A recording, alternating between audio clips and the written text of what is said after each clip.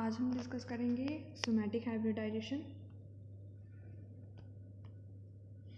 सबसे पहले डेफिनेशन, जब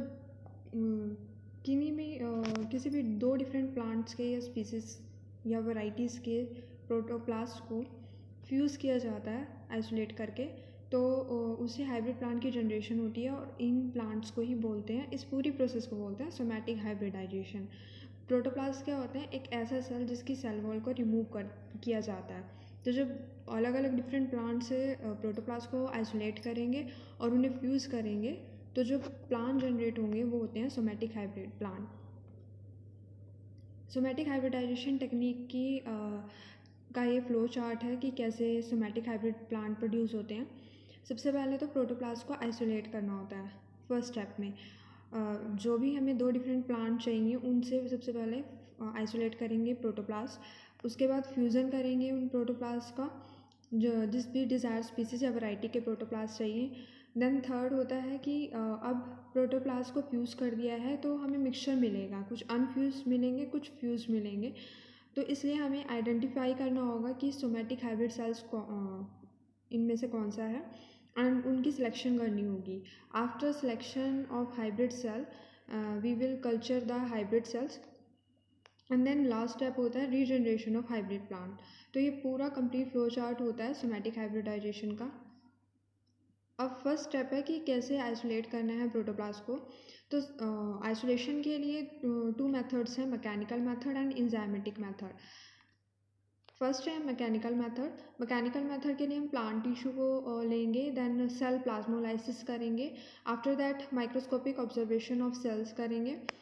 देन जो सेल वॉल है प्लांट की, उसको टिश्यू की उसको कट किया जाएगा नाइफ से और आफ्टर दैट रिलीज़ हो जाएगा प्रोटोप्लास्ट। फिर जो प्रोटोप्लास्ट रिलीज़ होंगे उनका कलेक्शन करेंगे। अब मैकेनिकल मेथड्स के कुछ लिमिटेशंस हैं, जैसे कि इसको सिर्फ यूज़ कर सकते हैं सम वैक्यूलेटेड सेल्स के लिए, like onion bulb, scale, radish and beetroot tissues के लिए। और इसमें जो प्रोटोप्लास्ट की यील्ड होगी वो बहुत ही लो होगी। ये एक लेबोरियस एंड टेडियस प्रोसेस है एंड इसमें जो प्रोटोप्लास्ट की वायबिलिटी होगी, मीन्स वो बहुत ही कम लो अमाउंट में, स्मॉल अमाउंट में प्रोटोप्लास्ट लाइव होंगे। अब नेक्स्ट मेथड है सेकंड, एंजाइमेटिक मेथड। ये भी आइसोलेशन का मेथड है। इसमें क्या करेंगे कि कोई भी पहले तो लीफ की स्टेरिलाइजेशन करेंगे। सबसे फर्स्ट स्टेप है लीफ की स्टेरिलाइजेशन और उसकी एपिडर्मिस का रिमूवल। जो एपिडर्मिस होती है वो लीफ के अपर लेयर होती है। आफ्टर दैट दो मेथड हैं इसमें भी, या तो कॉम्बिनेशन यूज़ कर सकते हैं पेक्टिनेज एंड सेलुलेज एंजाइम का, या फिर पेक्टिनेज क्या करता है, पेक्टिन को रिमूव करता है, और सेलुलेज क्या करता है, सेलुलोज को रिमूव करता है। ये सेल वॉल में प्रेजेंट होते हैं।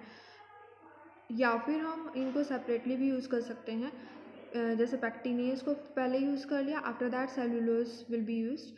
तो अगर हम कम्बिनेशन यूज़ कर रहे हैं तो प्लाज्मोलाइज्ड सेल्स लेंगे, आफ्टर दैट उनको ट्रीट करेंगे पेक्टिनेज एंड सेलुलोज से, एंड देन क्या होगा, प्रोटोप्लास्ट विल बी रिलीज्ड।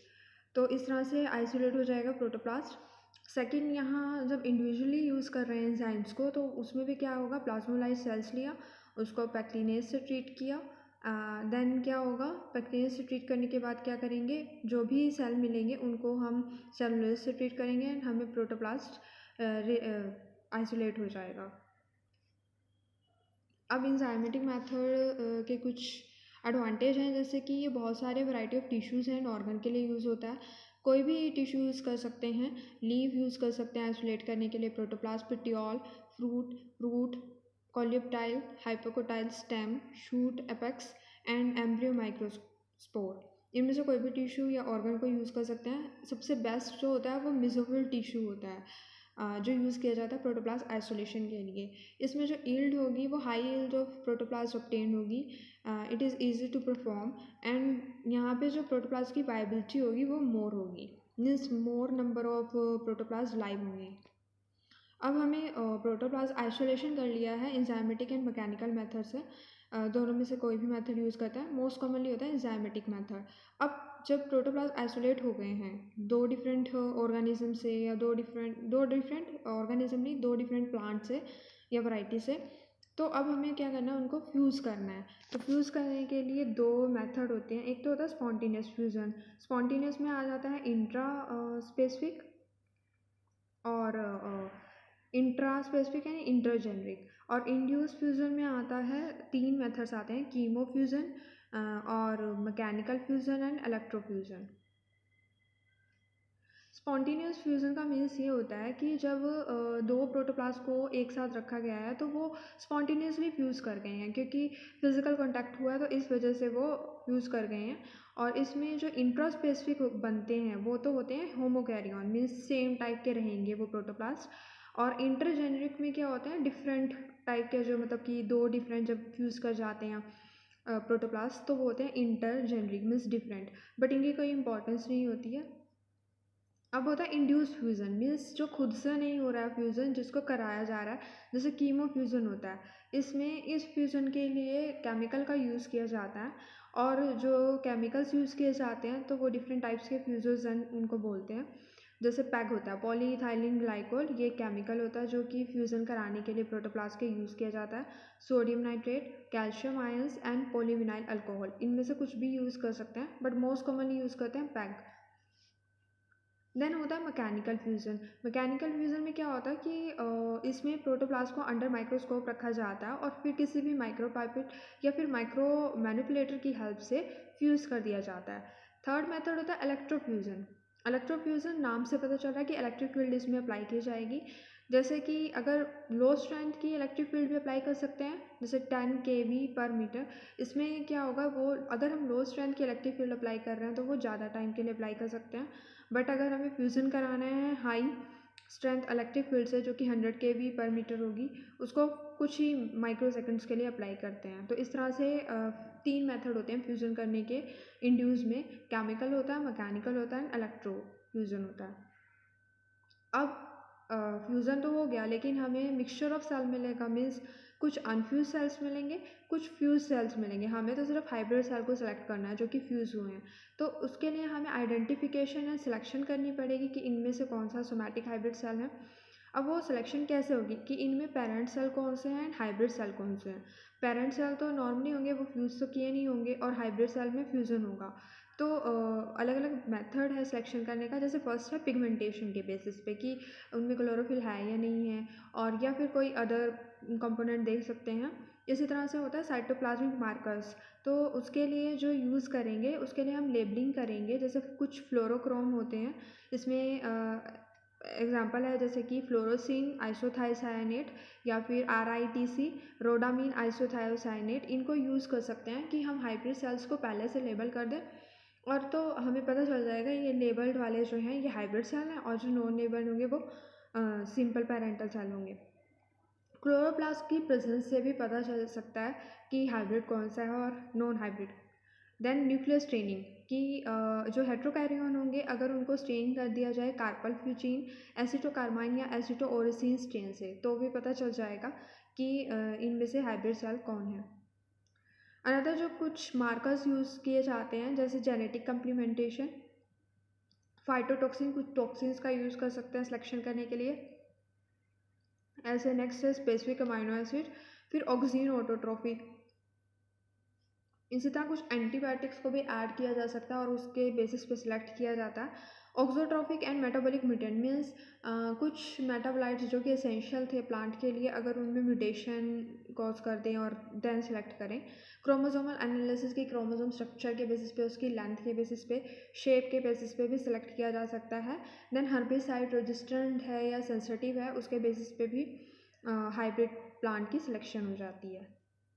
अब एक बार हाइब्रिड सेल हमारे सिलेक्ट हो गए हैं, अनफ्यूज्ड अलग कर दिए और फ्यूज़ वाले अलग कर दिए, उसके बाद उसको कल्चर करना होता है एक सूटेबल मीडियम पे। जैसे पहले भी कल्चर किया है ओवरी कल्चर में, एंथर कल्चर में, एक सूटेबल कल्चर मीडियम लेंगे, उसके अंदर ग्रोथ रेगुलेटर्स रहेंगे, और बाकी कार्बन का सोर्स रहेगा, नाइट्रोजन के सोर्स रहेंगे।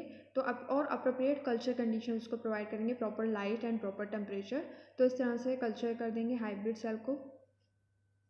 जब हाइब्रिड सेल का कल्चर हो जाएगा, देन उनको रीजनरेट किया जाएगा, मीन्स वहाँ से प्लांट ऑब्टेन्ड होंगे जो कैलस बनेगा।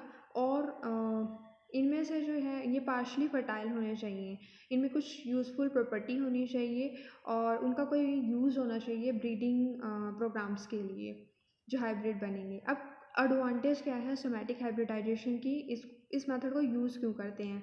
इस मेथड को यूज़ करते हैं अगर इंटर स्पेसिफिक यानी कि जो डिफरेंट स्पीसीज़ के अगर हाइब्रिड बनाने हो या इंटर जेनेरिक यानी जेनर अगर डिफरेंट यूज़ करना हो तब हाइब्रिड बनाने हो तो उसके लिए इसको यूज़ करते हैं। जैसे एग्जांपल है पोमैटो। पोमैटो क्या होता है, ये किससे मिलकर बना है? Hybrid of potato and tomato का हाइब्रिड है ये। इसी तरह से नेक्स्ट इसकी एडवांटेज है कि फर्टाइल डिप्लॉयड पॉलीप्लॉयड उनको प्रोड्यूस किया जा सकता है। इसी तरह से जीन को ट्रांसफ़र कर सकते हैं डिसीज़ रेजिस्टेंस के लिए या एंटीबायोटिक स्ट्रेस रेजिस्टेंस के लिए। एबायोटिक स्ट्रेस में कौन आ जाते हैं? जितनी भी तरह की जो नॉन लिविंग स्ट्रेस होती हैं, जैसे कि टेम्परेचर स्ट्रेस हो जाता है, हैवी मेटल स्ट्रेस होती है, या फिर अनदर जो ड्राउट स्ट्रेस होती है, सॉलिनिटी स्ट्रेस होती है, ये सब एबायोटिक स्ट्रेस में आते हैं। तो उसकी रेजिस्टेंस के लिए भी सोमैटिक हाइब्रिडाइजेशन मेथड यूज़ होता है। हर्बिसाइड रेजिस्टेंट डेवलप हो सकते हैं या फिर अदर कोई क्वालिटी करैक्टर अगर यील्ड को इंक्रीज़ करना है तो वो सब ट्रांसफ़र कर सकते हैं जीन। फिर नेक्स्ट एडवांटेज है कि हेटेरोजाइगस जो लाइन्स हैं वो सिंगल स्पीसीज में प्रोड्यूस की जा सकती हैं, जो नेचुरली जो मेथड यूज़ करते हैं ना वेजिटेटिव मेथड, उससे मेथड से प्रोड्यूस नहीं होती हैं।